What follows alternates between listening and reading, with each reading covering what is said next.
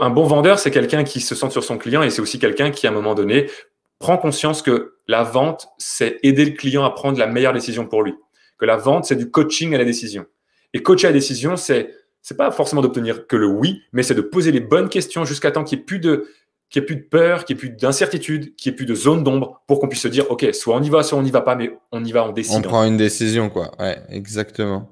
J'ai envie de me dire que ma vie, c'est pas tout tracé, que ma vie, c'est une succession d'aventures et que je peux prendre, quand j'aurai 80 ans et que je serai grand-père, prendre mes petits-enfants sur les genoux et leur raconter mes aventures, en fait. Et tu vois, j'ai envie d'être un pirate, j'ai envie de leur dire, voilà moi ce que j'ai fait, et j'ai fait des erreurs, c'est pas grave, vous en ferez aussi, mais je suis fier de ce que j'ai fait, je veux rien regretter, en fait.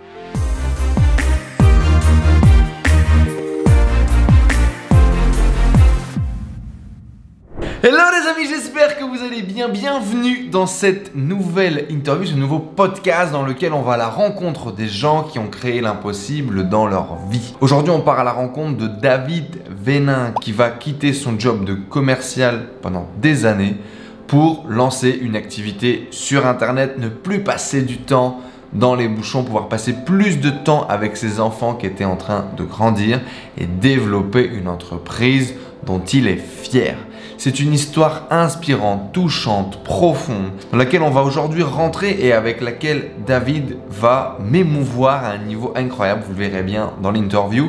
C'était vraiment un bel échange. Il y a plein de pépites à retrouver, à garder, à mettre en pratique dans votre business pour créer à votre tour l'impossible dans la vie. Votre vie surtout. Je vous laisse tout de suite avec mon entretien avec David Venin. Bonne écoute à vous tous. Et comme d'habitude, laissez un énorme like en dessous de cette vidéo. Abonnez-vous à la chaîne YouTube pour plus d'interviews inspirantes et de plans d'action pour transformer votre vie. Et dites-nous dans les commentaires juste en dessous qui souhaiteriez-vous voir sur le podcast pour un prochain épisode. Merci à tous pour votre engagement, votre soutien. Des bisous tout le monde. Bonne interview. Hello les amis et bienvenue du coup dans une nouvelle interview, un nouveau podcast dans lequel on rentre dans la tête et on rentre dans les baskets des gens qui réalisent l'impossible. Aujourd'hui, nous avons la chance, la formidable chance d'avoir l'incroyable David Venin avec nous. Salut David. Salut Enzo. Comment merci tu beaucoup vas? pour l'invitation. Ça va super bien.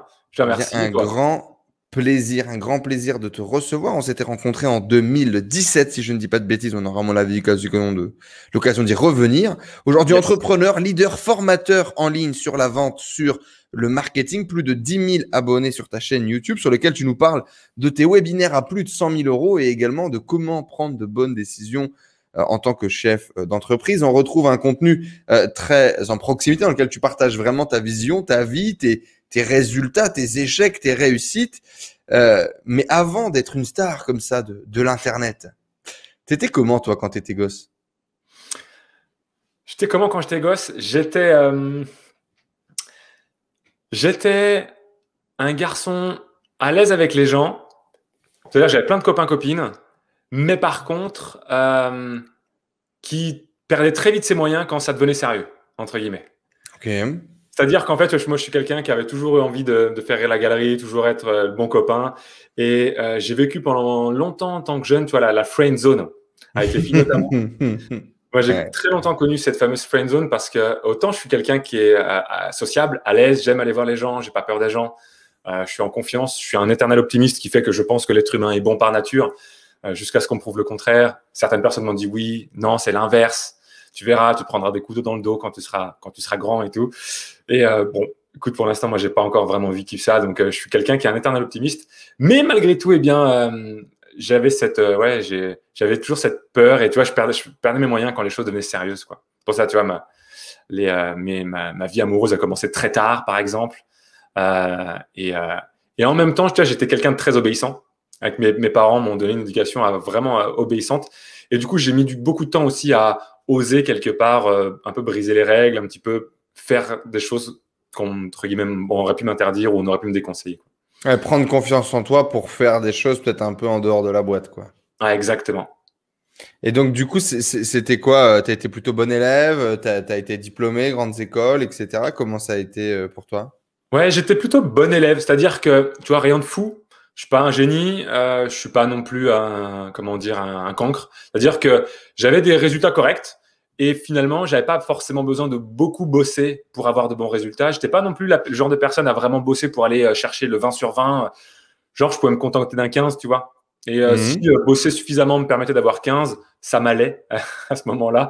J'avais pas envie d'aller plus loin. Moi, si tu veux, j'ai su que très très tard aussi ce que j'avais vraiment envie de faire. J'ai fait ma crise de la quarantaine je pense 30 ans. Un peu avant, entre 25 et 30. J'ai plus les chiffres en tête. Tu vois, ça, c'est un truc aussi. Moi et les dates, c'est compliqué. Mais ouais, du coup, non, j'ai eu mon bac assez facilement. J'ai fait un DUT informatique parce que à l'époque, quand on me demandait ce que je voulais faire, moi, je répondais, mes parents, je leur ai dit, moi, j'aimerais bien être acteur. J'adorais jouer à James Bond, tu vois. Ça, je kifferais. Ils m'ont dit, ouais, c'est bien ça, David. Mais tu sais, il y en a beaucoup qui aimeraient être acteur. Et pour être acteur, il faut du réseau. On n'a pas de réseau. Il faut être pistonné. On ne connaît personne. Faudrait peut-être faire quelque chose d'un peu plus, tu vois, l'informatique. C'est bien l'informatique. On est en 2000 à ce moment-là. L'informatique, ça a le vent en poupe. Ce serait plus raisonnable Puis tu aimes bien l'ordinateur. Donc, du coup, moi, je me suis rangé du côté de la raison et j'ai fait, ok, je vais faire de l'informatique. C'est vrai, là, j'aime bien ça. Du coup, j'ai fait un DUT informatique, tu vois. Bon, j'ai bien aimé ce côté de créer quelque chose à partir de zéro. Mais en fait, au bout de 2 ans, je suis revenu au même point de départ de me dire, ok, c'est cool, mais je fais quoi maintenant? Et là, du coup, on me dit, mais attends, David, tu sais, tu es quelqu'un qui est plutôt à l'aise, tu parles facilement avec les gens. Pourquoi tu ne ferais pas du commerce?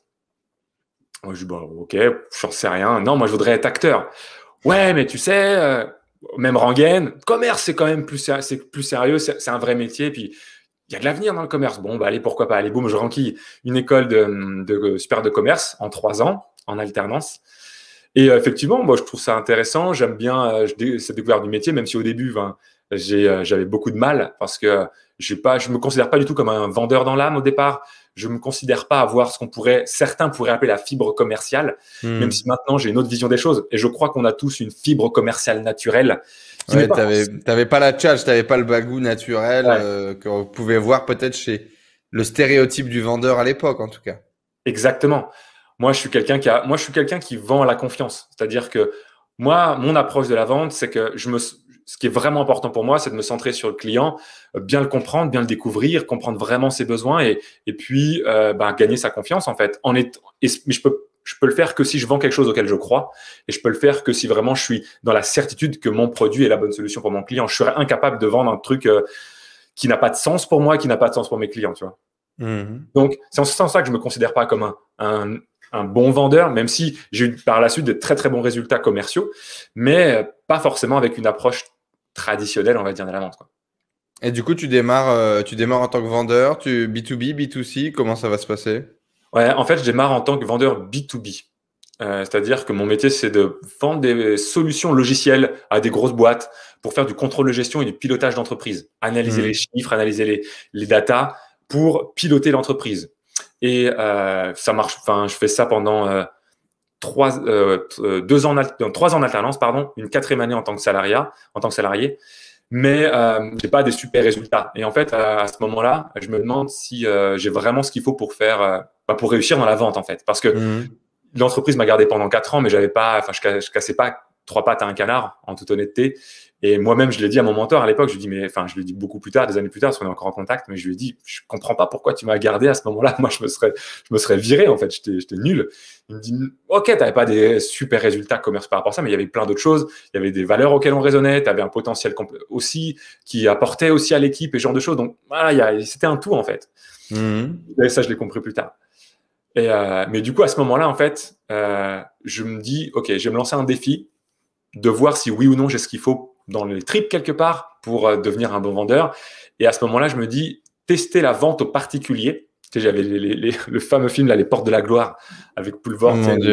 Ils font du porte-à-porte et tout. Et j'avais cette image-là un peu, tu vois, de dire, ok, je vais me mettre en difficulté, je vais aller vers un truc qui me paraît vraiment dur. Pour moi, tu vois, faire du porte-à-porte, c'était sortie de zone de confort. C'est une des meilleures et une des plus dures écoles dans le commerce, je pense. C'est ce que je pensais à l'époque et ça s'est un peu confirmé dans les premières semaines. Mais je me suis dit, voilà, je vais le tenter parce qu'il faut que je me le prouve à moi-même. Est-ce que je peux continuer? Est-ce que je suis bon pour ça? Ou est-ce que je fais autre chose, quoi, tu vois?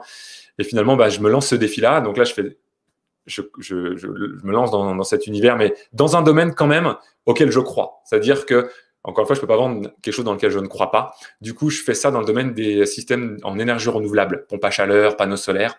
Okay. À cette époque-là, il y a énormément d'aides et c'est vraiment intéressant. Moi, mon père s'était équipé quelques années auparavant et pour moi, mon père, dans beaucoup de choses, c'est Dieu, tu vois. Donc, si mon père l'a fait, je pense que… C'est que c'était bien. Ouais, c'est un ingénieur, tu vois, il analyse tout, il prend pas une décision à la légère. Donc, je sais que s'il le fait, c'est que c'est bon, quoi.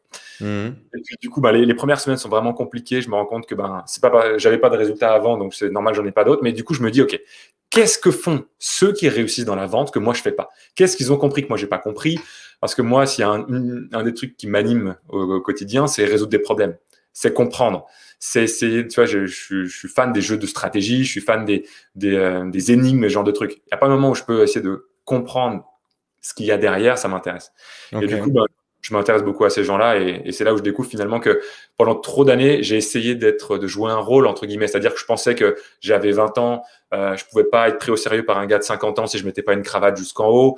Je pouvais pas être pris au sérieux si je me tenais pas, j'avais pas un discours comme ci ou comme ça et que je pouvais pas me mettre à plaisanter et pas laisser parler qui j'étais en fait. Et en réalité, ceux qui avaient du succès, c'était l'inverse. Ils étaient eux-mêmes, ils laissaient parler leur identité naturelle telle qu'ils sont et j'ai compris qu'on pouvait être sérieux sans se prendre au sérieux. Et c'est à partir de ce moment-là où j'ai commencé finalement à devenir qui je devais être en fait.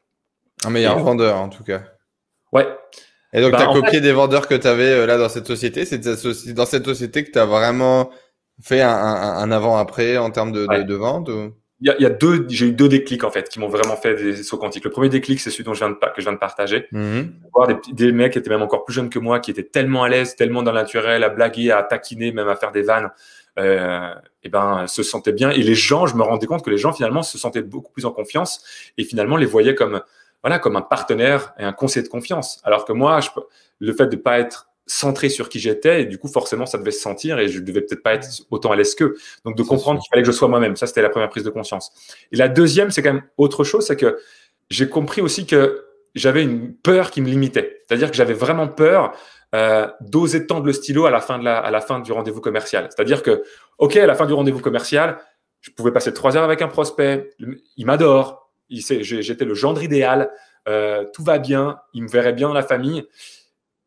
Ils adorent le produit, tout va bien, mais il manque… Maintenant, il faut lui dire « Allez, paye !»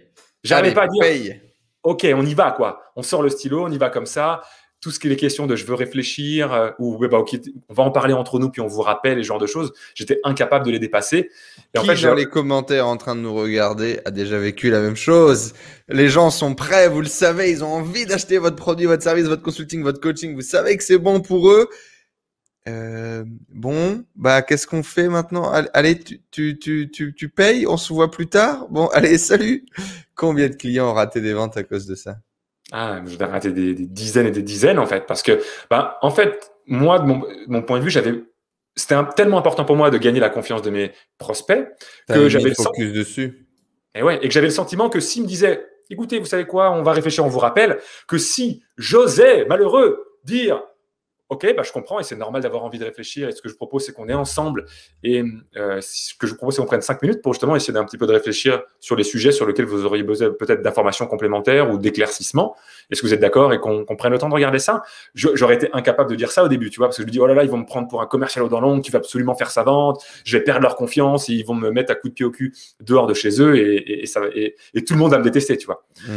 Cette peur du rejet qui était la même que j'avais à l'époque et qui m'empêchait, quand ça devenait sérieux, d'un point de vue relation amoureuse, d'être mal à l'aise. C'est la même chose, en fait, la peur du rejet, quelque part. Et en fait, quand j'ai osé, à un moment donné, me dire, OK, j'y vais, je tente, ceux qui ont du succès osent faire ça, osent dépasser les objections, osent dépasser leur peur et osent dire, je comprends, c'est normal et on va le faire ensemble et osent aider le client à prendre une décision. Moi, je laissais le client prendre sa décision tout seul. Et quand tu dis avait du succès à l'époque, c'était quoi? C'était les meilleurs vendeurs de ton équipe ou des trucs comme ça? C'est ceux qui dépassaient les objectifs de 100, 110, 120, 130% tous les mois. En fait, si tu veux, dans l'entreprise dans laquelle je travaillais, il y avait la majorité des vendeurs qui étaient à 80% d'objectifs. Assez peu atteignaient 100% et encore moins dépassaient les 100%, atteignaient les 120%. Et dans les différentes entreprises que j'ai fait, il y avait ce qu'on appelle le Champions Club. ceux qui atteignent les 120%. Et les premières années, j'y étais pas du tout. Et ces 2 déclics-là m'ont permis, dans les années qui suivaient, d'y être, en fait, systématiquement. Et pour un bon vendeur, c'est quelqu'un qui se centre sur son client et c'est aussi quelqu'un qui, à un moment donné, prend conscience que la vente, c'est aider le client à prendre la meilleure décision pour lui. Que la vente, c'est du coaching à la décision. Et coacher à la décision, c'est pas forcément d'obtenir que le oui, mais c'est de poser les bonnes questions jusqu'à temps qu'il n'y ait plus de peur, qu'il n'y ait plus d'incertitude, qu'il n'y ait plus de zone d'ombre pour qu'on puisse se dire, OK, soit on y va, soit on n'y va pas, mais on y va, on décide. On prend une décision, quoi. Ouais, exactement. Eh bien, merci pour cette introduction en la matière. Du coup, cette envie d'entreprendre, elle a grandi quand? Elle est venue quand? Et quand est-ce que tu as mis un premier pas dans l'entrepreneuriat? En fait, je crois que... Comment dire? Ouais, je crois que il y a toujours eu un petit peu en moi une envie de créer des choses. Pas forcément d'entreprendre, tu vois, mais de créer des choses. J'aime créer des trucs. Ce qui m'a plu dans l'informatique, c'était de partir d'une page vierge, de faire des lignes de code et de voir un truc naître. J'aime créer, en fait. Tout gamin, tu vois, j'adorais créer des sketchs, j'adorais même créer des jeux. J'aurais adoré lancer des jeux de société. Ça n'a pas vu le jour, mais c'était une de mes idées en 2014 quand j'ai dit stop, je quitte le salariat, je vais lancer mon business. Une des idées dans mon brainstorming était de lancer des jeux de société parce que j'adore le jeu et c'était des trucs. En fait, tu vois, à la fin de l'IUT, où j'ai appris à développer, j'ai eu cette première envie quelque part d'entreprendre, entre guillemets, parce que je m'étais dit, bah tiens, je sais développer des sites, je vois qu'il y a des gens qui ont des sites pourris, des associations qui ont des sites pourris, je vais leur vendre des sites. Et j'ai commencé à leur vendre des sites vraiment pas chers, pour aider, donner un coup de main qu'autre chose. Mais bon, voilà, je vendais un petit site peut-être 200 €, 300 € comme ça. Et je me dis, mais pourquoi pas lancer en fait mon propre business? Et à vrai dire, à ce moment-là, donc c'est 2 ans après le bac, où je me dis, OK, ce que je vais faire à ce moment-là, avant qu'on me conseille de faire du commerce, je me dis, je vais lancer mon activité de vente de formation de vente de création de site, pardon. Et là, mes parents me disent la même chose que ce qu'ils m'ont dit il y a 2 ans avant. Ils m'ont dit, tu sais, David, c'est bien, c'est une bonne idée de créer une entreprise, mais tu sais, il y a beaucoup de gens qui veulent créer une entreprise. Et il y en a très peu qui réussissent. Et pour créer une entreprise, il faut du réseau, il faut des connaissances, il faut du piston. Et on n'en a pas, on connaît personne qui le fait. Est-ce que ça serait pas plus raisonnable avant de faire du commerce, hein? L'histoire, elle est comme ça, en fait. De faire du commerce, tu es à l'aise, fais du commerce, et puis il sera toujours temps plus tard de créer ton entreprise. Il y avait du fond de vrai. Tes parents ne te voyaient jamais dans la petite partie des gens qui potentiellement pouvaient réussir, quoi. En fait, oui. Ils essaient de te préserver, quoi. C'est ça. Ils voyaient avec toute la bienveillance que peut avoir un parent pour son enfant et la peur que son enfant vive des choses difficiles ou ce genre de trucs. Tu vois, je pense que les parents sont jamais mal intentionnés. C'est juste qu'ils se laissent freiner par leur propre peur. Et je sais qu'ils ont ils ont une appréhension du risque très faible, c'est-à-dire qu'ils prennent assez peu de risques quelque part. Et donc des parents plutôt coolos justement, qui n'ont pas forcément entrepris, qui ont pris une voie un petit peu traditionnelle, sécuritaire. Bah plutôt, tu vois, ma mère a arrêté de travailler quand elle m'a eu. Elle n'a pas repris depuis. Mon père ça fait quelques années du coup. Ça fait quelques années. Mon père, elle s'est consacrée vraiment à élever ses enfants, moi et ma sœur, et à vraiment être là pour la famille. Donc, et ça, c'est un travail à temps plein et un stress à temps plein aussi pour plein de choses. Complètement. On le sait. Mais et mon père qui avait, tu vois, cette vision on peut pas toujours faire ce qui nous plaît dans la vie. Moi, j'ai peut-être pas un métier qui me plaît, mais enfin à 100%, mais je me concentre sur ce qui me plaît et voilà, quelque part, à chercher, tu vois, OK, ça va comme ça, en fait. Ça va comme ça. C'est OK, on est bien. Il a fait des études, du coup, il a fait ingénieur, tu disais? Ouais, il a fait l'INSEE. J'ai pas à me plaindre, j'ai quand même un boulot, j'ai pas à me salir, j'ai pas à galérer. Voilà. Je gagne 3 000, 4 000 € par mois. Ça va. Il y a pire. Il y a des gens qui ont beaucoup moins que nous. Donc, voilà, on n'a pas à se plaindre, entre guillemets, tu vois. Et il y a cette notion un petit peu de, quand tu veux plus, peut-être que c'est comme si, tu vois, tu n'étais pas content de ce que tu avais ou tu es insatisfait un petit peu. Alors que, tu vois, là, je pense que c'est autre chose et c'est complémentaire, mais la réalisation de soi, le développement personnel, le fait de pouvoir… Le progrès, je pense que l'humain est drivé par le progrès, en fait. Il n'y a rien de pire pour un être humain que de ne plus avoir de projet. Je pense qu'avoir 0 projet, ne pas avoir la prochaine étape, c'est un peu la mort dans l'âme, en fait. Et donc, quand est-ce que la couscoussière, elle va péter? Quand est-ce que la couscoussière, elle va péter et tu vas décider justement de plus rester dans ce petit carcan? Elle pète fin 2012, en fait. Il y a l'élément déclencheur fin 2012. C'est-à-dire, moi, j'ai mon bac en 2000, c'est 12 ans plus tard. Enfin, ouais, 12, 13 ans, 12 ans Donc, plus tu tard. as 12 ans de salariat, tu as 12 ans de commerce. J'ai 12 ans de salariat, 13 parce qu'il me faut un an de plus pour, pour vraiment prendre ma décision. Le déclic vient fin décembre 2012. J'ai 2 enfants à ce moment-là. Mon grand qui a 4 ans et mon second qui a 2 ans. Et mon grand que je vois très peu parce que je suis ingénieur d'affaires à ce moment-là et je travaille en région parisienne à 30 km au nord de Paris. Et vu qu'il y a énormément de trafic, je pars très tôt le matin pour éviter les bouchons. Je rentre très tard le soir. Puis quand tu es cadre et que tu te balades à droite à gauche, tu n'as pas d'horaire. Donc finalement, je vois assez peu mes enfants. Et Timothée me dit « Ouais, mais papa, pourquoi tu pars encore travailler? On ne te voit jamais à la maison et tu dois encore partir. Nous, on est tous ensemble maintenant. » Et je lui réponds du tac au tac « Mais tu sais, pour avoir la maison, la voiture, pour avoir des jouets, faire du sport, tout ce qu'on fait, il faut de l'argent en fait.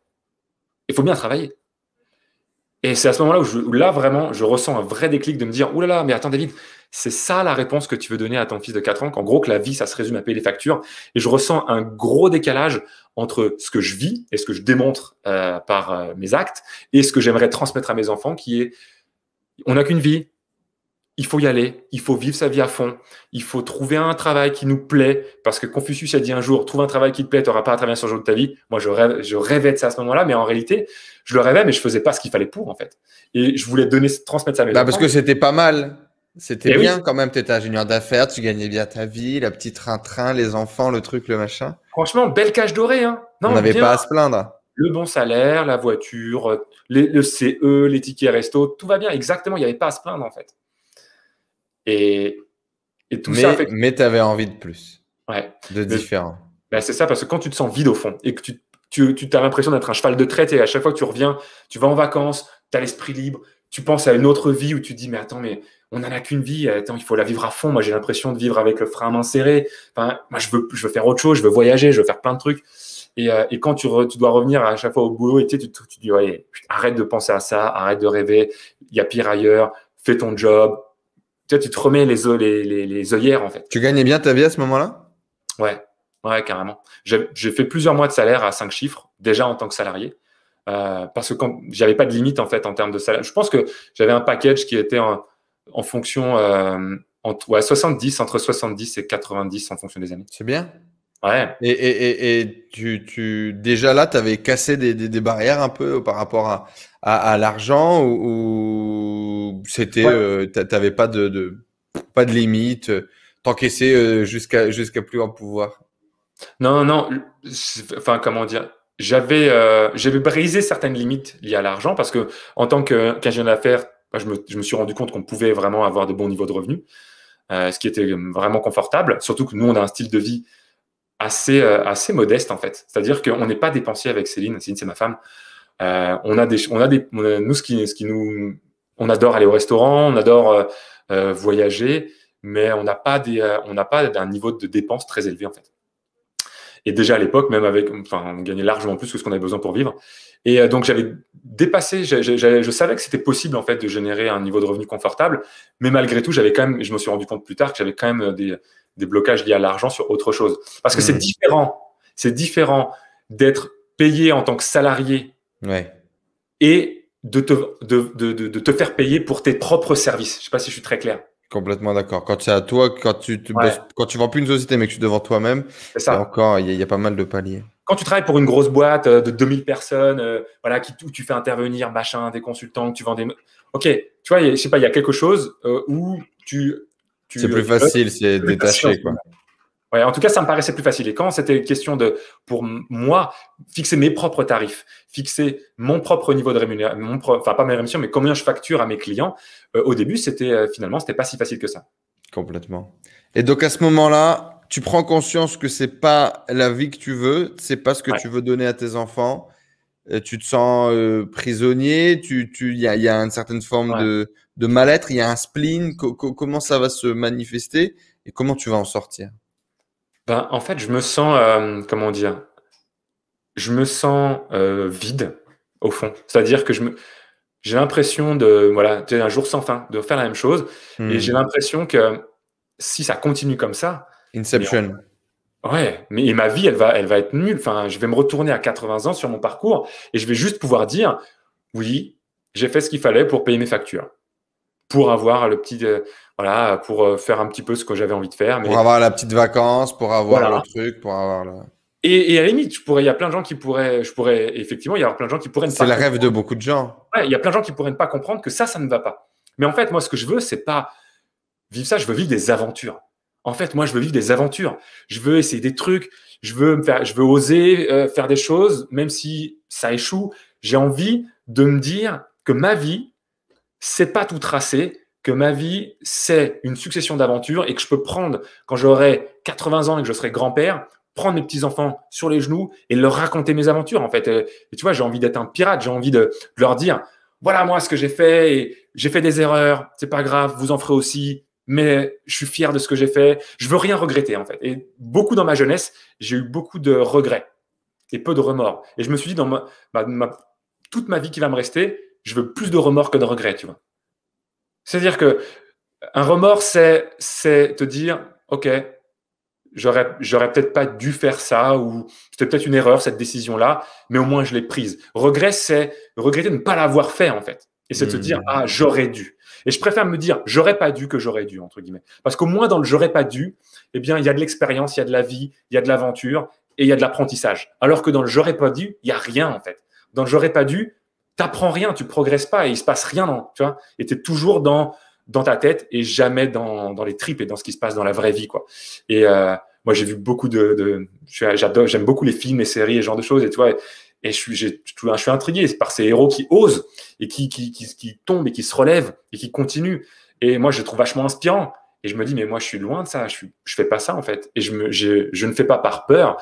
Et j'aimerais bien être un jour cette personne qui peut-être peut inspirer d'autres à oser, à se planter, à avoir l'humilité de le reconnaître, à le partager et à se dire qu'en fait, la vie, c'est pas de tout faire parfait. La vie, c'est juste, je pense, de clarifier ce qui est important pour toi, de clarifier qui tu veux devenir et de tout donner pour t'en rapprocher. Parfois, ça a marché, parfois, ça n'a pas marché, mais le plus important, en fait, c'est de le faire et de tirer des leçons. Et au moins, ton passage sur Terre, il aura un sens pour tes enfants, pour toi, pour ta famille, tes proches, ton audience, si tu as une audience un jour. C'est ça, en fait. Et finalement, depuis toujours, je crois que j'ai au fond de moi, j'ai envie de laisser une trace, de laisser mon empreinte. J'ai envie qu'on se souvienne de moi quand je serai mort, en fait, quelque part. Et comment on se souviendra de toi? Je sais pas. En tout cas, aujourd'hui, tu vois, ce qui m'anime, là, ce que je ressens, c'est que je veux qu'on se souvienne de moi tu vois, c'est un petit peu comme Coco. Je sais pas si tu as vu le film Disney Coco. Tu sais, en fait, les gens meurent quand plus personne se souvient d'eux. Et en fait, ils sont dans l'au-delà, ils sont morts physiquement, mais ils disparaissent quand plus personne se souvient d'eux. Et si tu changes la vie des gens, tu vois, si tu arrives à avoir un impact dans la vie des gens, quelque part, ben même si physiquement tu n'es plus là, ben ta trace, elle est là quelque part. L'impact que tu as eu, lui, il continue de vivre. Parce que c'est l'effet domino, en fait. T'inspires quelqu'un par ton parcours à oser croire en lui. Tu vois, on est parti faire un tour du monde avec Céline et les enfants. Truc que j'aurais jamais pensé faire 10 ans en arrière. Ben, je sais qu'en discutant avec des amis, en discutant avec d'autres, ça a inspiré des gens à oser se faire confiance, dire que c'est possible. Ben, cet impact-là, eux-mêmes à leur tour, ils vont avoir un impact sur d'autres parce qu'en discutant, en partageant leur expérience. Et tu vois, chaque être humain peut impacter à son échelle avec ses expériences de vie, les gens qui l'entourent. Et ça, c'est une trace quelque part. J'ai pas besoin je pense, aujourd'hui, j'ai pas cette ambition de me dire, je veux qu'on se souvienne de moi comme un Elon Musk ou quelqu'un. C'est juste que mon passage sur Terre ait un impact qui laisse des traces, en fait. C'est beau. Tu m'as foutu les larmes à l'œil. J'adore. Qu'est-ce que tu veux que je te dise de plus? Tu m'as un petit peu déboussolé là. Cette vision des aventures, du côté pirate, de l'insatisfaction d'une vie toute tracée me parle beaucoup. Et si c'est le cas, laissez un like et dites-nous un petit peu tout ça dans les commentaires. Comment tu décides de te lancer dans l'entrepreneuriat? Quel est le projet qui va venir se mettre sur ta route, ou quel est le projet qui va faire que tu vas oser te lancer? Ça résonne avec le cœur, n'empêche. T'es bien aligné avec ce que tu nous partages. Oui, parce que je sais pas être quelqu'un d'autre que moi-même et j'ai pas envie d'être quelqu'un d'autre que moi-même déjà. Je suis loin d'être parfait, j'ai plein de défauts, mais bon, je fais de mon mieux pour être toujours plus aligné avec la personne que j'ai envie de devenir et que j'ai envie d'être. Et ouais, comme je disais, toi, la vie, c'est une aventure. Et si tu nais en étant tout de suite ta version finale, bon, bah, peut-être que certains seraient très contents de ça, mais en tout cas, je trouve que c'est dommage. Mais moi, j'ai envie d'avancer, hein, continuer d'avancer. Mais qu'est-ce que. Entrepreneuriat, premier projet, comment ça s'est. En Donc, fait, fin 2012, j'ai le déclencheur. En gros, tout 2013, je commence à en parler à mon employeur de l'époque et je lui dis, écoute, ouais, je sens que je veux renaître et je veux devenir qui j'ai envie d'être et je veux me lancer à mon propre compte. Mais pour ça, je peux pas démissionner parce que je veux quand même avoir j'ai ce côté sécuritaire que m'a transmis mes parents, j'ai ce côté aussi attention, les risques, la famille, les enfants. Juin 2013, j'ai ma 3e qui naît, donc là j'ai 3 enfants en juin 2013. Donc je dis à mon employeur, moi j'aimerais une rupture conventionnelle pour qu'on puisse comme ça, moi ça me permet d'avoir du pôle emploi. Et ils me disent non en fait, on fait pas de rupture conventionnelle, ça marche pas comme ça en fait chez nous.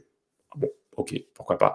Bref, tout s'ensuit pour que finalement, fin 2013, nos chemins puissent se séparer, que je puisse avoir la couverture Pôle emploi et que ça puisse démarrer. Donc en fait, dès janvier 2014, je suis libéré de tout engagement salarié. J'ai mon envie qui est au plus haut, mais j'ai aucun projet en fait. C'est-à-dire que je sais. T'as pas brainstormé, il n'y a pas des idées, il n'y a pas des trucs, non? Non, pas encore. Pas encore parce que je suis quelqu'un qui est très focus. Je peux pas faire plusieurs choses à la fois. Et je savais qu'il fallait que je me libère à 100% de mon job. Je suis pas quelqu'un qui aurait pu développer un business à côté de son job. Certains y arrivent, moi, j'y arrive pas. Parce que c'est soit je suis 0, soit je suis 1. Tu vois, je peux pas être 0,5 là et 0,5 là. Du coup, je sais qu'il faut que j'attende d'être vraiment libéré pour pouvoir y aller. Et quand c'est le cas, c'est quoi tes idées de l'entrepreneur à ce moment-là? Ça représente quoi un entrepreneur pour toi quand tu es commercial? Quelle est ta vision de l'entrepreneur? C'était quoi ton rêve que tu avais de l'entrepreneuriat, toi, en disant je vais devenir entrepreneur? Ça voulait dire quoi à l'époque? Ouais. En fait, je pense que, alors, à ce moment-là, d'ailleurs, courant 2013, mon rêve, c'est pas vraiment devenir entrepreneur, mais mon rêve, c'est la liberté financière. Mon rêve, c'est même pas tant devenir entrepreneur, c'est créer ma liberté financière. Faire en sorte que je puisse générer des revenus de façon autre que le salariat, que je puisse générer des revenus qui couvrent mon niveau de vie. Ton métier t'amusait encore à ce moment-là? Oui et non. C'est-à-dire que non, je suis plus inspiré. D'accord. Non, je suis plus inspiré à ce moment-là. J'ai plus envie de faire ça. J'y vois plus de sens en fait. J'y vois plus de sens parce que j'aime les équipes avec qui je travaille, c'est cool, mais c'est plus une aventure. Non, je construis plus rien. Non, ça m'intéresse plus en fait. Toutes ces années en fait où j'étais salarié là, pendant 12 ans, en fait tous les 3 ans j'avais besoin de changer. Moi je me suis rendu compte que j'avais un cycle, au bout de 3 ans je m'ennuie et j'ai besoin de changement. C'est plus le cas aujourd'hui en fait. Parce que dans mon métier, dans l'entrepreneuriat, dans ce que l'on vit, toi aussi au quotidien, tu lances des projets, tu lances des nouveautés et donc du coup il y a ce renouveau. Mais non, je suis quelqu'un qui a besoin de nouveautés, qui a besoin de changement, de jeu, de s'amuser en fait. Donc à ce moment-là, l'objectif c'est la liberté financière pour plus avoir à dire à ton fils. Il faut bosser pour payer les factures, quoi. Exactement. C'est créer de la liberté financière. Et même à l'époque, avant même de découvrir le business sur Internet, c'est l'investissement immobilier qui me fait découvrir ça. Je découvre le concept de rat race durant 2013. Donc, je commence à regarder un petit peu ce qui se fait. Je lis des blogs sur l'investissement immobilier, ce genre de choses. Au début, d'ailleurs, avant même de me lancer, je me dis que peut-être qu'en 2013, je peux faire ça. Puis finalement, je me rends compte que c'est pas ça ce que je veux. Ce que je veux, c'est donner du sens. C'est faire des actions qui ont du sens. Et c'est de là que naît ce projet de me dire, en réalité, ce que je veux, c'est pas que la liberté financière. Ce que je veux, c'est obtenir ma liberté financière en faisant un métier qui me plaît et dans lequel je sois fier, qui donne du sens à mes actions et qui fait que je me sente utile. Et c'est de là que naît cette vision de l'entrepreneuriat pour moi, qui me correspondra à moi, en fait. Je veux gagner de l'argent en étant utile aux autres, en faisant quelque chose qui me plaît et en construisant et en transformant la vie des gens, en fait.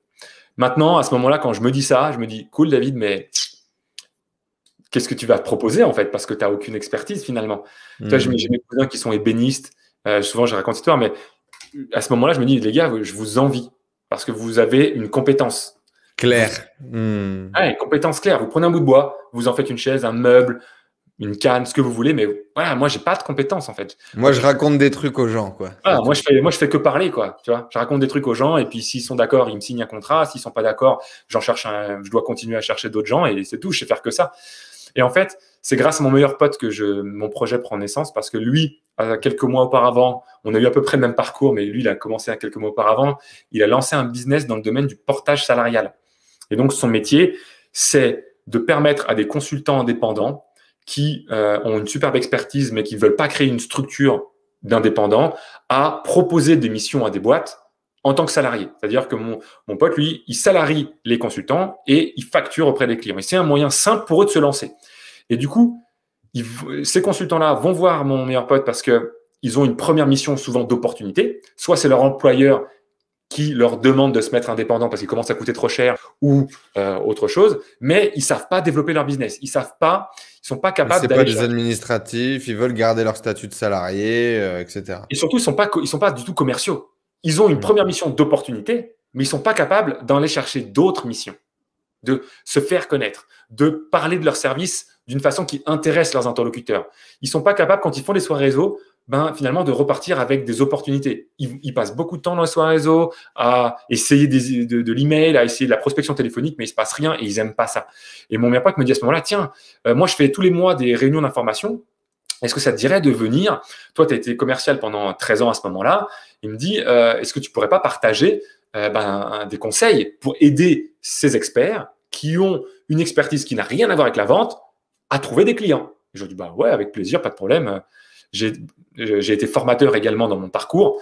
Et du coup, je me dis, moi, j'aime transmettre, j'aime communiquer, j'aime former, pas de problème. Et en fait, c'est à force de faire ça que je me rends compte qu'il y a un vrai besoin sur la vente, qu'il y a un vrai besoin sur comment est-ce qu'on crée une offre de service qui intéresse les autres, comment est-ce qu'on crée une proposition commerciale, comment est-ce qu'on sollicite des prospects pour leur donner envie de prendre rendez-vous avec nous. Je me dis, et je prends conscience à ce moment-là que, en fait, si j'ai une expertise qui peut être utile aux autres, cette expertise, c'est ce que j'ai développé finalement pendant ces 13 années. Et j'en avais pas conscience au début, en fait.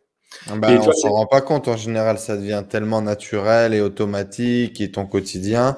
Puis tu n'en veux plus de ton quotidien, donc tu te rends pas compte que ton quotidien de la valeur. Tu vois, ça. Exactement. Et c'est Steve Jobs qui a dit dans son discours à Stanford que finalement, souvent on relie les points a posteriori. Moi, c'est exactement ce qui s'est passé. En fait, j'ai relié les points et je me suis dit, finalement, tu vois, mon parcours, il est très bien tel qu'il est. Parce que c'est grâce à lui que j'en suis là aujourd'hui, en fait. Et donc, à ce moment-là, tu fais cette première formation, on va dire, pas prévue. Et tu te dis, tiens, pourquoi pas? Ça a l'air cool. Il y a quelque chose à profiler? Exactement. Je me dis, 1, j'aime enseigner. 2, il y a un besoin, il y a une demande. Je vais continuer finalement à tisser des liens dans mon réseau pour voir si effectivement je pourrais pas lancer une activité, parce qu'au début, le web marketing, je connais pas du tout. Donc, je participe à des soirées BNI, enfin des matinées BNI plutôt, parce que c'est plutôt en matin, à des soirées réseau.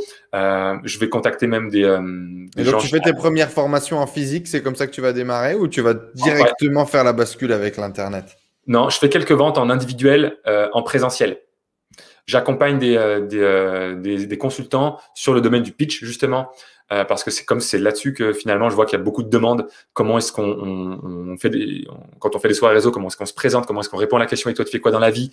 Parce que eux utilisent ce moyen de prospection. Donc je m'adapte à leurs besoins et c'est de là que je crée finalement le programme Pitcher comme un pro uniquement dans un premier temps en individuel où je l'enseigne. Et je me dis mais s'il y a des gens en présentiel à qui ça intéresse, peut-être que je pourrais utiliser le web pour toucher plus de monde.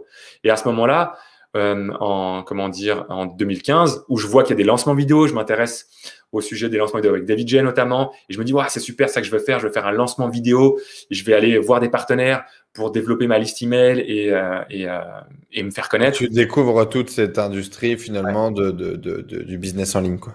Exactement. Mais finalement, en fait, je passe des mois à préparer un lancement vidéo qui va faire une bulle parce que j'ai trop peu de monde à l'intérieur. Je me dis, il y a quelqu'un qui me dit, mais attends, David, tu fais trop compliqué en fait. Il faut faire simple. Tu fais un webinaire.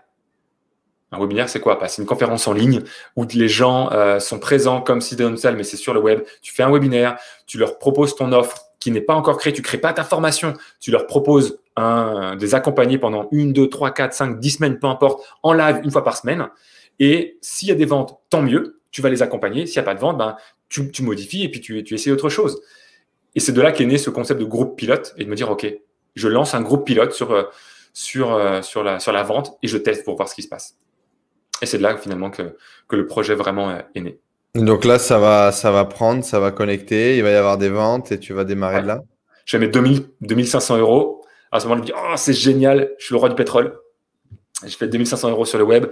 Et je la fais court en fait, c'est-à-dire que 2014-2015, ce sont les 2 premières années où il me faut à peu près 2 ans pour vraiment trouver mon projet, trouver ce qui m'anime, faire mes premiers tests, voir que le webinaire, ça fonctionne pour moi et de comprendre aussi que il ne faut pas faire passer d'une stratégie à l'autre. Parce qu'en fait, l'erreur que j'ai fait, c'est que j'ai fait un webinaire, après j'ai essayé autre chose, ça n'a pas marché, j'ai essayé encore autre truc, ça n'a pas marché. Et finalement, c'est quand je suis revenu à me dire, fais que des webinaires parce que ça marche pour toi. C'est à ce moment-là que, en creusant un trou de 100 mètres plutôt qu'en creusant 100 trous de 1 mètre, que j'ai commencé vraiment à pouvoir faire développer mon activité. Et ça démarre vraiment à partir de fin 2015, où je me dis, je prends la décision, OK, je vais ne faire que des webinaires. Parce que on peut faire 1001 façons finalement de développer son business. Mais quand tu choisis et que tu trouves la méthode qui est adaptée à toi, parce qu'il y a plein de méthodes qui sont bonnes, mais par contre, toutes les méthodes ne sont pas bonnes pour toi, pour soi. Et en fait, le challenge, c'est de trouver quelle est la méthode qui est bonne pour nous, en fait. Et une fois que tu trouves la méthode qui est bonne pour toi, eh bien, à ce moment-là, tu mets le focus dessus et t'embrayes, quoi. Et tu restes focalisé jusqu'à temps que tu maîtrises le sujet, que tu deviennes vraiment excellent sur cette approche, sur cette méthode, qu'elle n'a plus aucun secret pour toi pour que tu puisses vraiment obtenir des résultats. Parlons-en de ces 2 années entre 2014 et 2016 dans lesquelles tu quittes un job où tu es bien payé, où tu n'as pas de problème dans ta vie et où j'imagine tu t'es mis plein de problèmes dans ta vie. Ouais. Est-ce qu'à un moment donné, tu as envie d'abandonner? Est-ce qu'à un moment donné, tu te dis je vais retourner commercial? Est-ce qu'à un moment donné, raconte-nous. Non, j'ai pas d'envie. Je me dis pas, en fait, plusieurs fois je me dis, je suis prêt en fait à reprendre un job et plusieurs fois je me dis, il faudrait peut-être que je me prévoie un plan B au cas où finalement ça décolle pas, au cas où ça marche pas. Et je suis prêt en fait à faire ce qu'il faut pour reprendre un job, même quel qu'il soit, même à mi-temps. J'ai été, serveur quand j'étais étudiant. Ah oui. J'étais serveur quand j'étais étudiant pour payer mes voyages en Île-de-France entre Lyon et Paris. Parce qu'à l'époque où j'ai rencontré Céline, moi j'étais sur Lyon, j'étais à Paris. J'avais pas de revenus à ce moment-là, donc je payais les billets en étant serveur. Et je me suis dit, s'il faut que je redevienne serveur, pas de problème, je le ferai. Donc je prévois des plans B parce que je me dis que vu que ça met du temps à décoller, il m'a fallu 2 ans. Donc plusieurs fois je me suis dit, oh là là, si ça se trouve ça va pas marcher, on n'en sait rien. Je prévois les plans B, mais à aucun moment je me dis, j'abandonne le projet. Mon intention, c'était de me dire, je suis prêt à tout pour donner vie à ce projet. Je ne sais pas quand ça arrivera, je ne sais pas comment ça arrivera. Tu as mis 2 ans, j'imagine que tu avais 2 ans de chômage. Est-ce que tu penses que c'est connecté? Ouais, grave. En fait, ça a commencé à décoller quand tu n'as plus le choix, en fait. Quand tu vas brûler les bateaux. En fait, c'est 4 mois avant la fin de Pôle emploi, j'avais généré 8 773 euros. Je le sais, quand je au total. Entre janvier 2014 et décembre 2015, j'ai généré 8 773 euros de chiffre d'affaires. Un mois de salaire, quoi. Un mois de salaire en 2 ans. Un bon mois de salaire. Je n'étais pas tous les mois à ce moment-là, mais ouais, un des bons mois de salaire effectivement que je pouvais avoir avant. Et là, Céline m'a toujours fait confiance et m'a laissé quand même. Vous aviez de l'argent de côté, plus le Pôle emploi, ça payait votre lifestyle? Voilà. Le Pôle emploi plus de l'argent qu'on avait de côté, on se disait, bon, ça peut aller, mais attention quand même, parce que ça ne peut pas continuer non plus comme ça à gagner 8 273 euros en 2 ans. Et du coup, 4 mois avant la couverture Pôle emploi où tu te dis, tu as généré ça en 2 ans, là, je me suis dit, OK, là, j'ai plus le choix. Il faut qu'en 4 mois, je puisse mettre en place un système qui soit agile, parce que 4 mois, je n'ai pas le temps finalement de tester 1001 trucs. Si ça ne marche pas, il faut que je rectifie le tir. Agile, qui soit performant, qui puisse me permettre de tester rapidement et qui soit automatisable également à terme. Et que ce soit un véritable système, pas juste un truc que je peux utiliser une fois que je peux plus utiliser. Pas un une système action. Que je peux utiliser encore et encore. Parce que si ça marche, je veux continuer en fait. Voilà. Et quand tu n'as pas le choix, tu mets en place les démarches. Et là, en 4 mois, je me suis dit, on se relève les manches et on y va. Et c'est là où je me suis dit, je ne fais que du webinaire pendant les 4 prochains mois au minimum pour voir ce qu'il fait. Et si je dois en faire un par semaine, j'en ferai un par semaine, mais il faut que ça décolle. Et du coup, au moment où je prends ces décisions-là, on est décembre 2015, ça marche parce qu'entre décembre 2015 et août 2016, je génère 38 000 euros de chiffre d'affaires. Donc, c'est beaucoup plus qu'en 2 ans. Et comme je l'ai fait, comme c'est un système que je peux finalement automatiser, c'est un système de webinaire, et un système de webinaire, on peut le mettre en autopilote. C'est à ce moment-là où je me dis, OK, je le mets en autopilote et je vois ce qui se passe. Et là, à ce moment-là, entre septembre 2016 et décembre 2016, je génère 120 000 € à peu près complémentaires en automatique pour vendre mon programme numérique Pitcher comme un pro. Et donc là, c'est en 2016 où je fais finalement 157 000 €. La première année où je me dis, il n'y a plus le choix, il faut y aller. Et il n'y a plus pour l'emploi. C'est bon, quoi. Ça va marcher. Et si tu prends confiance en toi, en la technique, en tout ce que tu as appris. Ouais. Tu démystifies les choses, tu améliores. Il y a des webinaires qui marchent, il y en a qui ne marchent pas. Mais le seul moyen d'échouer, c'est d'abandonner avant d'avoir réussi. Donc, ce n'est pas grave. Des webinaires qui marchent, apprends pourquoi ça a bien marché. Des webinaires qui n'ont pas marché, apprends pourquoi ça n'a pas marché. Essaye de tirer des leçons de ça et continue en fait. Voilà, c'est tout. Quelle a été la plus grosse différence des actions ou des décisions ou de la posture que tu peux avoir entre ces 2 ans où ça ne marche pas et ces 6 mois où tu fais x10? C'est vraiment de me dire focus. OK. Choisis une méthode avec laquelle tu es aligné, que tu es prêt. Si tu dois faire ça pendant 1 an et que ça pendant 1 an, rien d'autre, c'est quoi que tu choisis? Est-ce que tu es prêt? À ce moment-là, je me dis, OK, est-ce que je suis prêt sur les webinaires à en faire un par semaine pendant 1 an s'il le faut? J'étais prêt à faire ça à ce moment-là. Certains vont dire, c'est la vidéo. Mais est-ce que tu es prêt à faire une vidéo par semaine pendant 1 an s'il le faut? Est-ce que tu es prêt à faire une vidéo par jour pendant 1 an s'il le faut? Parce que si ce n'est pas le cas, du coup, il y a de fortes chances que tu puisses démarrer et tenir pendant 1 semaine, 2 semaines, 3 semaines, 1 mois, 2 mois. Et au bout d'un moment, ça va te saouler, tu vas te retrouver épuisé parce que ça va te drainer et ça ne va pas être une méthode ou une approche qui te correspond. Il y a trop d'entrepreneurs, je pense, qui essayent d'appliquer des approches qui marchent parce qu'ils voient que ça marche ailleurs, mais qui ne leur correspond pas. Alors que quand tu trouves et que tu choisis une approche qui correspond à qui tu es, à tes valeurs, à ta personnalité, à ce qui est fluide pour toi, bah à ce moment-là, ça devient fluide. Et du coup, tu peux le faire de manière beaucoup plus simple. Ça te procure de l'énergie plutôt que ça t'en enlève. Et moi, quand je fais un webinaire, ça me donne de l'énergie. Je peux faire un webinaire d'une journée, je ne serai pas fatigué. Parce que c'est un moyen qui me donne de l'énergie. Or, par contre, je ne sais pas, moi, faire... ne serait-ce que faire de la vidéo, déjà, c'est pas la même énergie, logiquement. C'est pas la même chose. Moi, c'est beaucoup plus compliqué pour moi de faire de la vidéo que de faire du webinaire, par exemple. Tu vois. Mais 100%, je te rejoins. Et c'est vraiment une approche qui te correspond et de te dire, je suis prêt à m'y tenir et à faire preuve de focus sur ça. Quelle a été la meilleure décision que tu as pu prendre?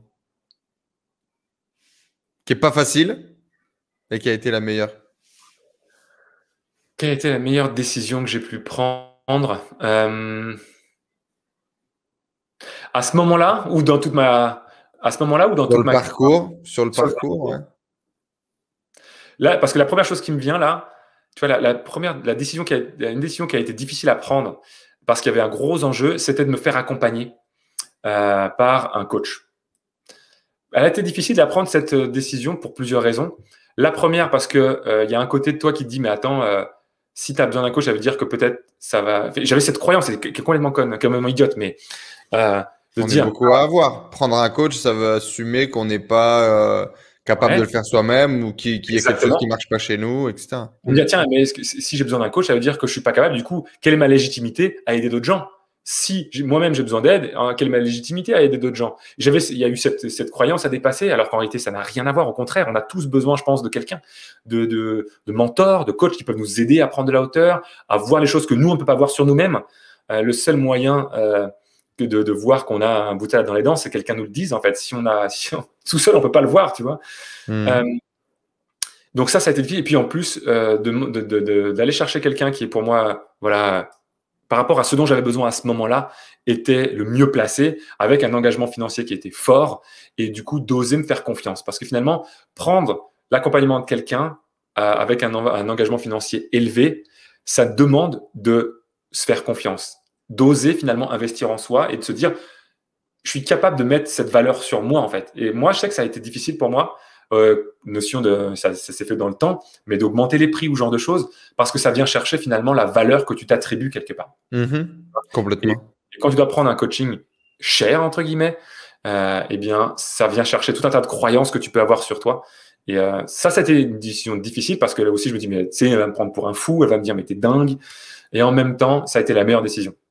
que j'ai pu faire parce que ça envoie un super signal à ton inconscient que tu vaux quelque chose, que tu investis en toi, tu crois en toi. Et quand tu fais cet effort de croire en toi, bah, les autres croient en toi encore plus facilement aussi. Parce que tu peux pas demander aux autres de croire en toi si toi, tu crois pas en toi suffisamment pour pouvoir faire ce qu'il faut pour te développer. Voilà. La plus grosse erreur que tu as pu faire sur ton parcours qui t'a peut-être coûté cher émotionnellement, financièrement? La plus grosse erreur, ça a été... c'est quoi la plus grosse erreur Ma plus grosse erreur, je pense, c'est de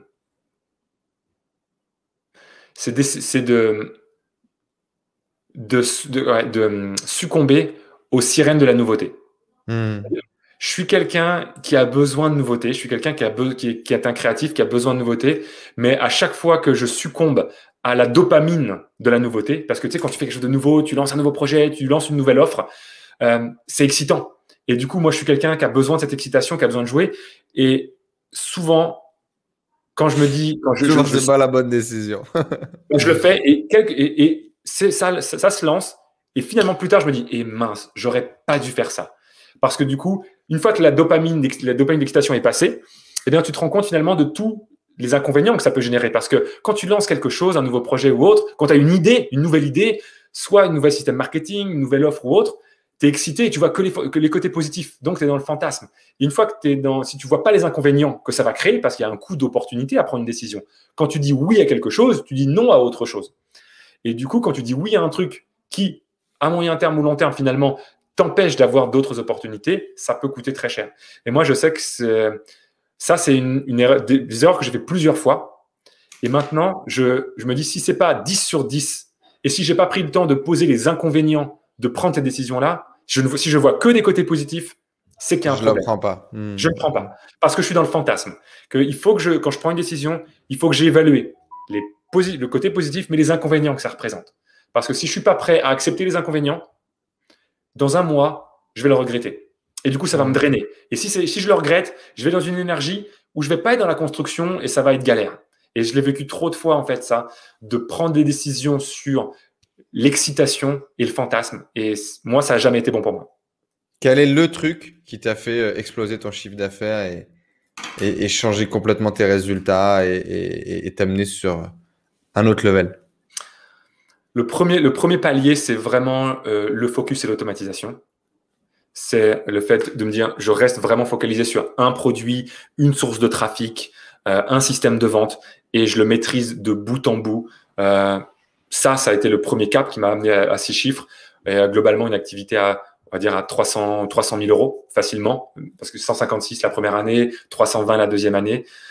Et ce qui m'a amené à l'étape encore d'après, c'est de me rendre compte que seul, je peux pas aller plus loin. Que ce qui m'a amené à ce premier niveau de palier, finalement, et pas ce qui m'amènera au suivant. Et que je reste toujours le goulot d'étranglement de mon business et le goulot d'étranglement de mes clients. Et si je veux aller à l'étape d'après, il faut que j'apporte encore plus de résultats à mes clients.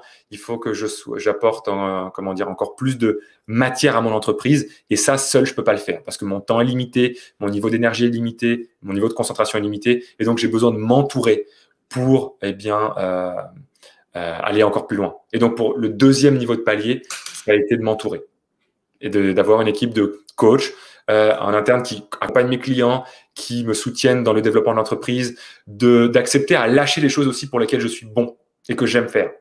Exemple, la publicité Facebook. Depuis le début, c'est moi qui gère mes propres publicités parce que j'adore ça. Ça m'amuse. Moi, c'est un jeu. On regarde ce qui marche, on regarde ce qui marche pas. On fait des tests. Tu vois, donc il y a un côté très amusant pour moi. Et je suis plutôt bon pour ça. Et donc, du coup, c'était très dur de déléguer la publicité Facebook. Et pour autant, le jour où je me suis dit, OK, mais en fait, tu vois, si tu avais quelqu'un qui pouvait t'aider à le faire, tout le temps qu'aujourd'hui tu passes sur ça, tu pourrais le passer ailleurs. Et lui, il fait même mieux que toi, parce que t'es pas le meilleur sur la terre. Il y a des gens, ils font que ça, ils sont meilleurs que toi. Arrête de penser qu'il faut que tu gères tout et que tu es le meilleur partout. Non, au contraire. Et l'humilité de te rendre compte que finalement, tu es bon généralement sur une chose. Tu as un truc où vraiment tu es excellent. Le reste, tu peux être bon, mais tu seras jamais aussi bon que quelqu'un. Que celui qui fait que ça. Et donc, si tu crois au focus, comme tu le dis, David, incarne-le. Sois focus sur les choses sur lesquelles tu le fais et sois de plus en plus focalisé sur les choses pour lesquelles tu dois être présent et tu dois exprimer ton excellence et laisse la place à ceux qui sont encore meilleurs. Et c'est de là, finalement, où j'ai délégué la partie publicitaire et j'ai vu l'impact extrêmement rapidement. Quelle est la plus grosse claque que tu as pris d'un point de vue argent et finance sur ton parcours? Plus grosse prise de conscience, plus gros changement de paradigme ou cassage de modèles mentaux, tu appelles ça comme tu veux. C'est une bonne question. Bonne question. Tu en avais déjà cassé quelques-uns avec le métier de commercial. Tu avais déjà réussi à gagner parfois des salaires avec prime à plus de 5 chiffres. Puis une entreprise, 100 000 euros la première année, 300 000 euros la deuxième année. Il y a déjà pas mal de choses qui doivent se passer. Les paliers du dessus. Tu as touché le million de CA ou pas encore? Ouais.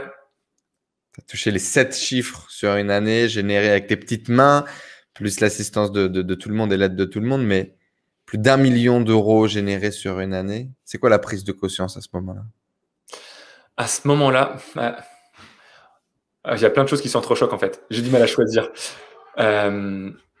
Raconte-nous ton pensée, raconte-nous ton cheminement de pensée. La première chose, tu vois, j'ai un souvenir qui me revient, c'est le premier mois où je génère 20 000 euros de profit en 2016 avec l'automatisation.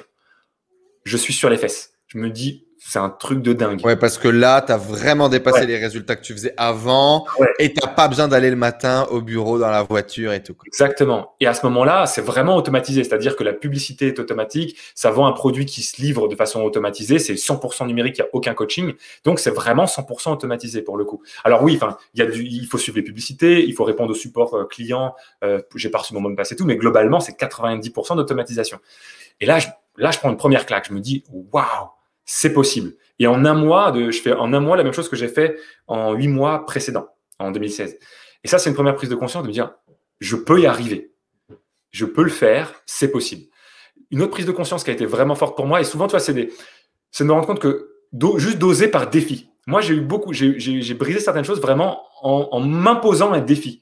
Tu vois, quand je m'impose de tendre le stylo parce que les autres y arrivent et que moi, je me dis, mais putain, pourquoi moi, j'y arrive pas? Je veux y arriver. J'essaye. Et puis, si je me casse la tête, tant pis. Si je tombe, je tombe, mais au moins, je me relèverai, c'est pas grave, mais j'essaye. Tu vois, je vois des gens je vois des coachs qui proposent des programmes d'accompagnement en individuel à 5 000 euros. À ce moment-là, moi, le maximum que je proposais en individuel, pour quasiment, on va dire, les mêmes choses, tu vois, c'était 2 000 euros. Et je me dis, quoi?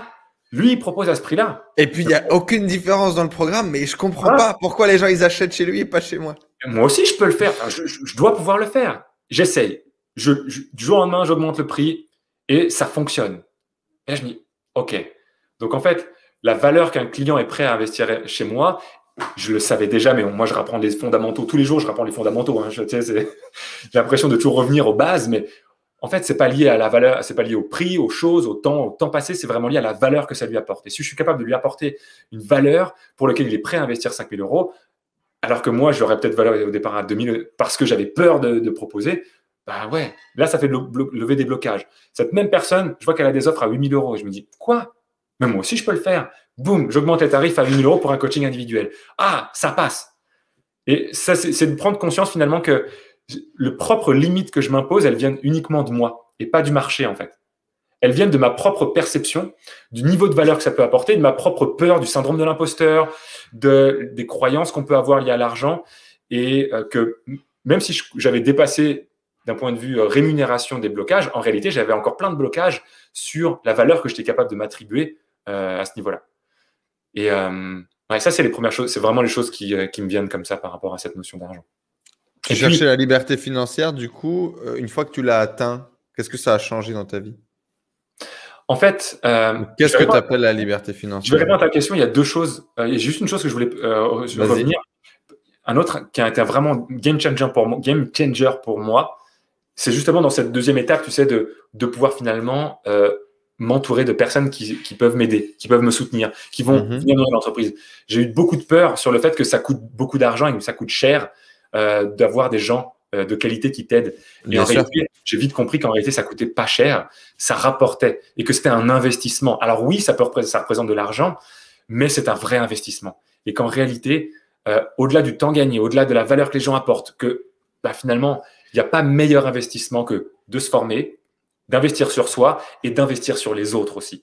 Parce que quand tu t'entoures d'une équipe de gens avec qui tu as une vraie collaboration, un vrai échange et qui soutiennent ta mission, waouh, ça change tout. Aujourd'hui, j'ai eu beaucoup peur d'investir et de sous-traiter. Aujourd'hui, ça devient facile. Avant, je me demandais comment faire les choses. Aujourd'hui, je me demande qui peut faire les choses. Et ça change tout pour moi. Ça change tout. Mais ça a été vraiment dur pour moi de faire ce switch. Ouais, et puis il faut surtout pas démarrer avec cette façon-là de penser. C'est vraiment un second step, comme tu l'as dit. Je pense que c'est important. C'est un scaling, quoi. Ouais. Quoique, si tu as de l'argent, pourquoi pas commencer directement avec ça, hein. Mais bon, il va falloir aller rein solide. Si tu te plantes, ça va te coûter cher. Ouais, et puis, et même, je pense qu'avant de déléguer, il faut quand même chercher à comprendre et à maîtriser le sujet qu'on veut déléguer. En tout cas, peut-être moi, c'est ma vision des choses.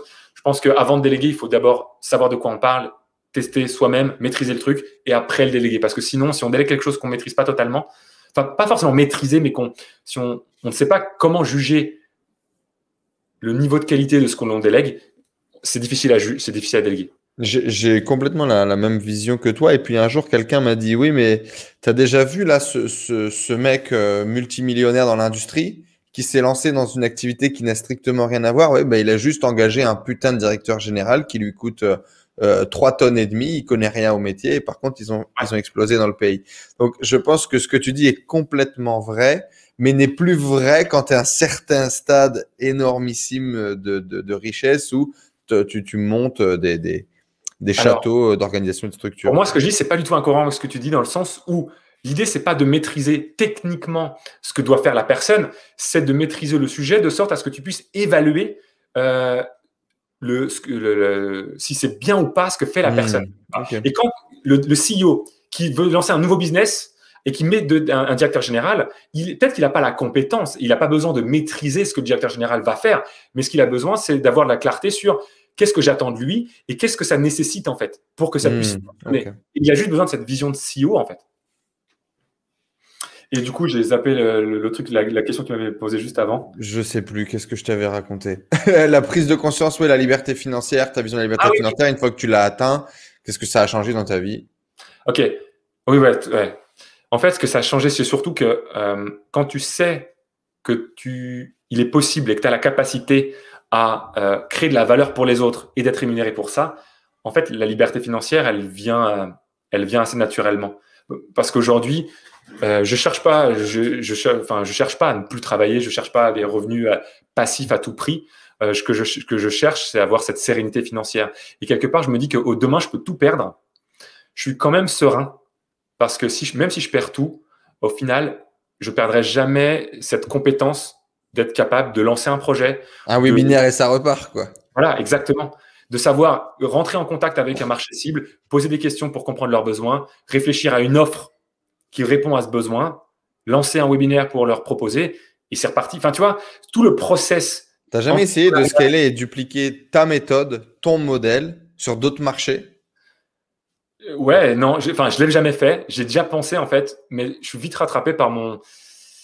Tu vois, je pense que je ne suis pas un entrepreneur. Tu sais, je ne suis pas un entrepreneur au sens entrepreneurial du terme, en mode l'entrepreneur qui développe plein de projets. Je pense que je suis un entrepreneur artiste. Ouais, voilà.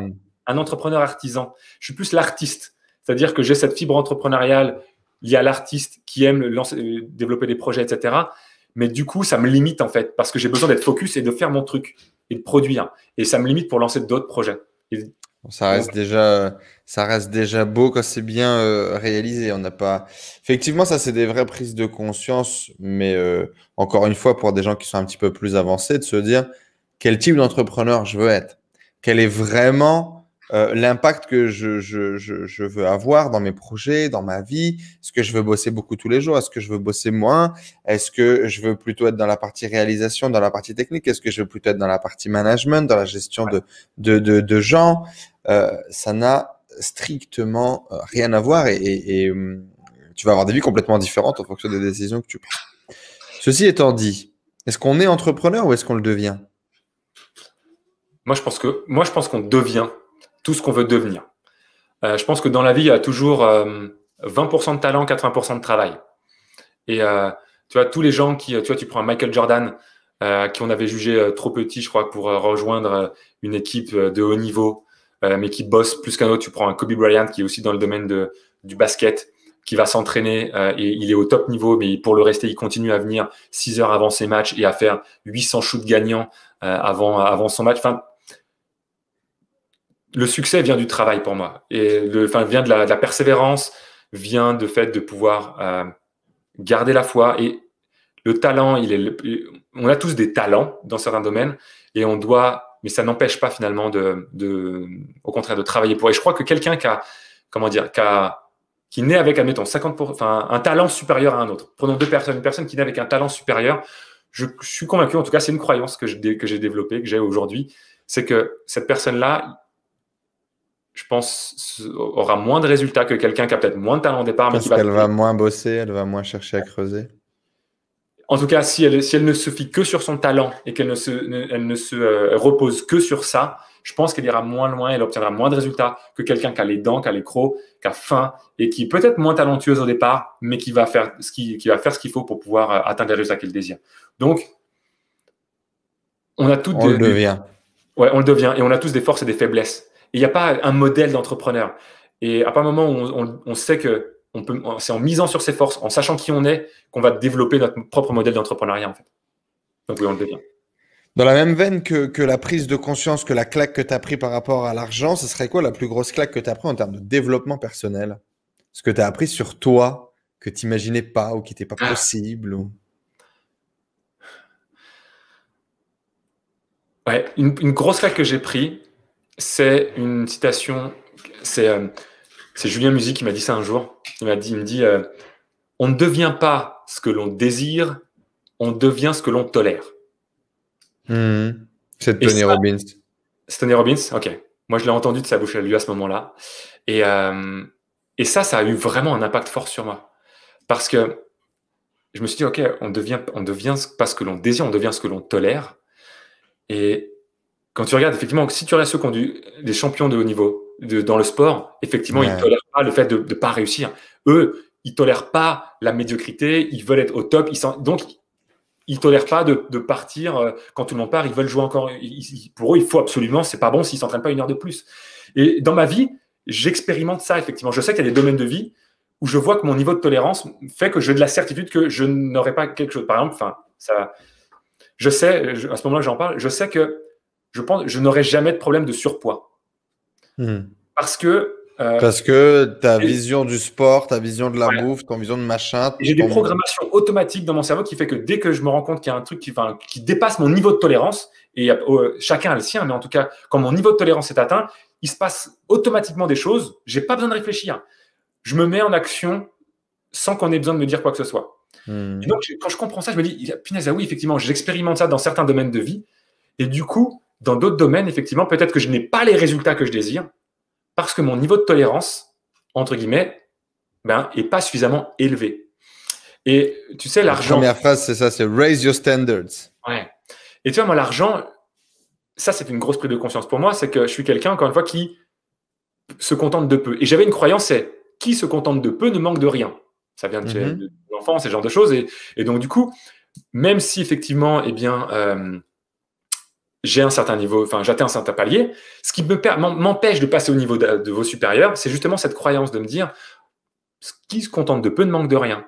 Et je tolère finalement un certain niveau de revenu pour mon entreprise parce que ça va en fait. Et j'ai pas besoin d'aller me casser la tête plus que ça puisqu'il y a pire ailleurs, parce que ça va, je vis bien. Et donc du coup, je me dis, cette conscience-là, c'est que si je veux aller à l'étape d'après, il faut que j'augmente mon niveau de standard. Et du coup, ça a été pour moi une grosse prise de conscience.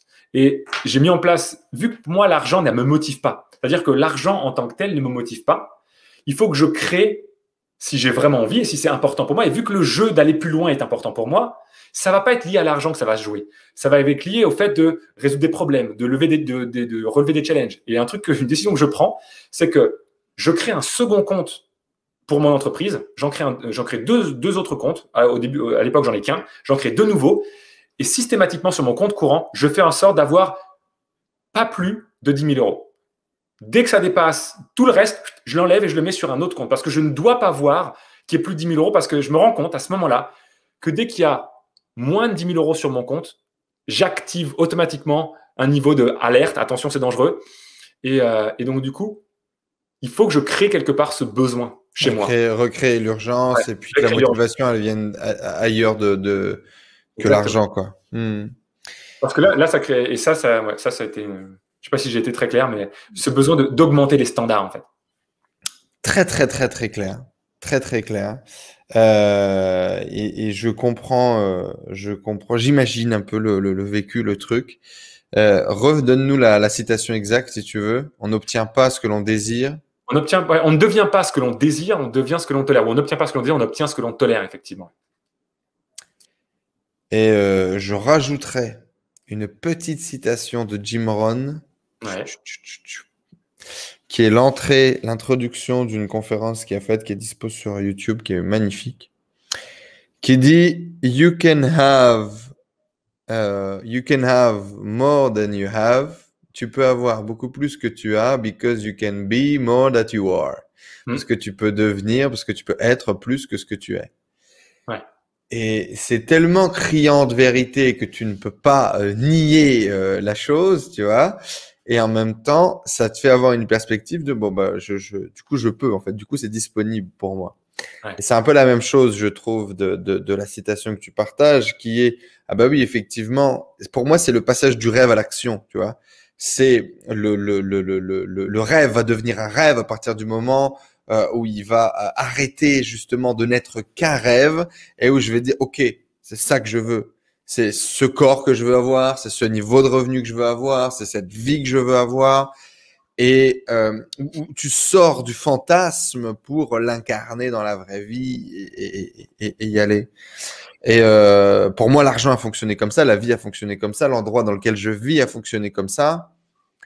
Voilà. Demain, tu vas vivre dans un manoir. Pour X ou Y raison, il n'y a pas de problème. Le manoir, il coûte autant. Donne-toi les moyens de tes ambitions et puis c'est tout.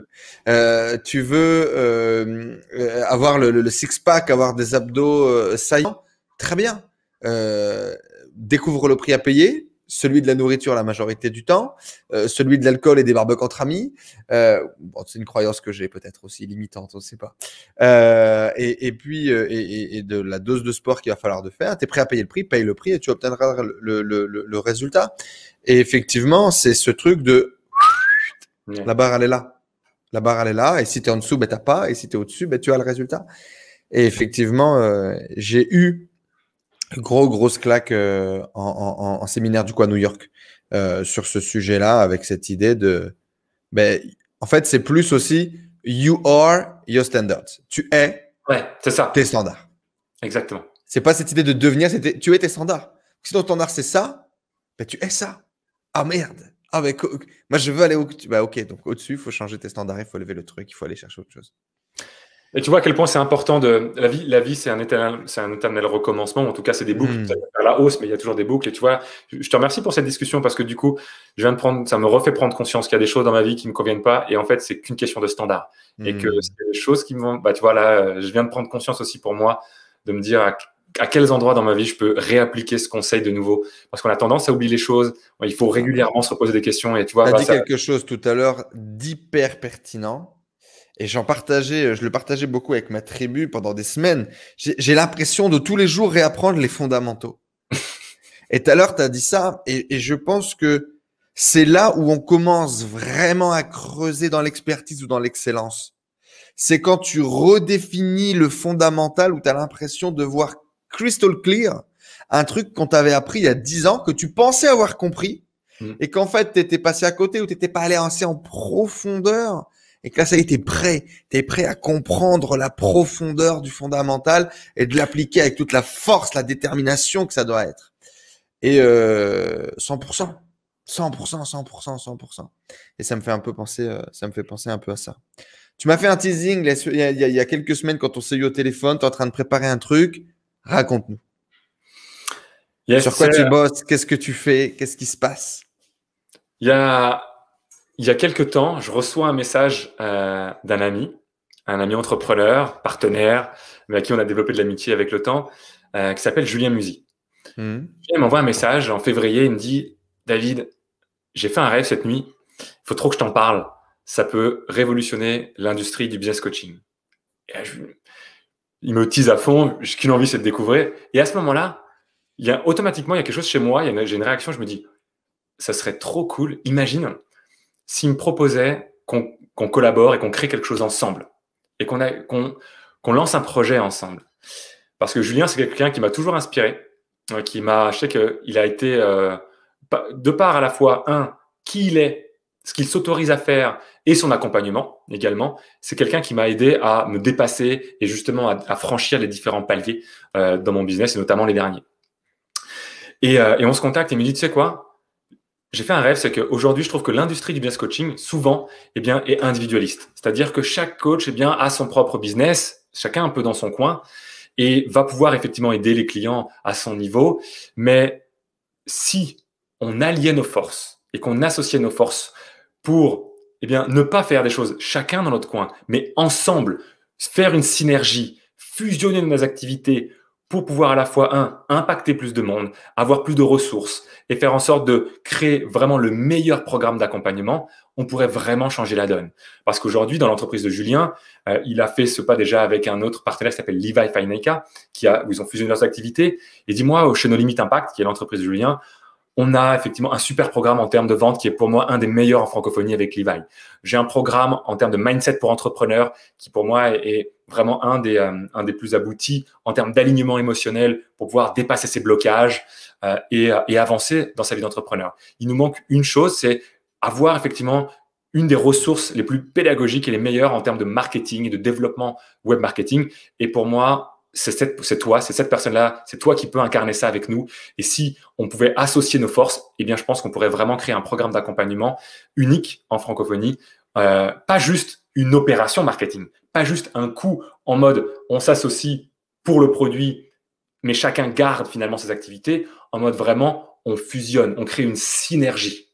Et là, on met en commun toutes nos ressources. Et finalement, c'est ça le projet sur lequel on travaille. C'est de fusionner nos activités de sorte à ce que finalement, on n'ait plus qu'un seul one thing. C'est ensemble, apporter aux experts qui sont les coachs, les formateurs, les thérapeutes, les consultants, un programme d'accompagnement qui s'appelle le Mentoring Synergie, un programme d'accompagnement pour les aider à passer de 0 à 10 000 euros, puis de 10 000 euros à 10 000 euros par mois avec un business qui sont authentiques, parce que notre vision des choses, c'est que chaque entrepreneur est différent et on n'a pas envie d'apporter une méthode unique et toute faite. C'est au contraire, on a les compétences finalement dans notre équipe avec différentes méthodes. L'approche des webinaires, des approches publicité payante, des approches organiques avec des groupes Facebook.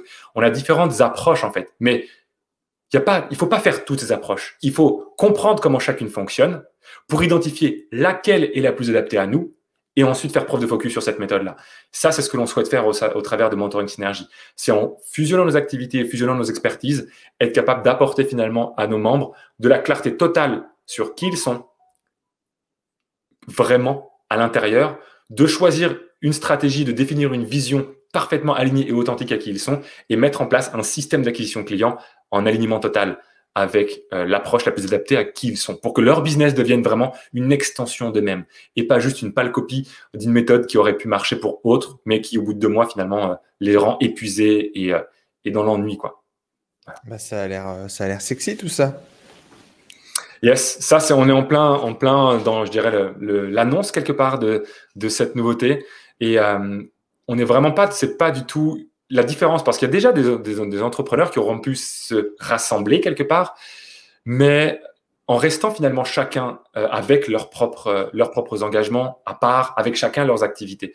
On veut vraiment faire une synergie. Si tu regardes la définition d'une synergie, c'est l'association de différents facteurs qui crée un effet synergique. Et l'effet synergique produit finalement des accomplissements. Ça mène sa propre énergie, quoi. Ouais, que seule l'association indépendamment ne pourrait pas faire en fait. La synergie, c'est 1 + 1 = 3.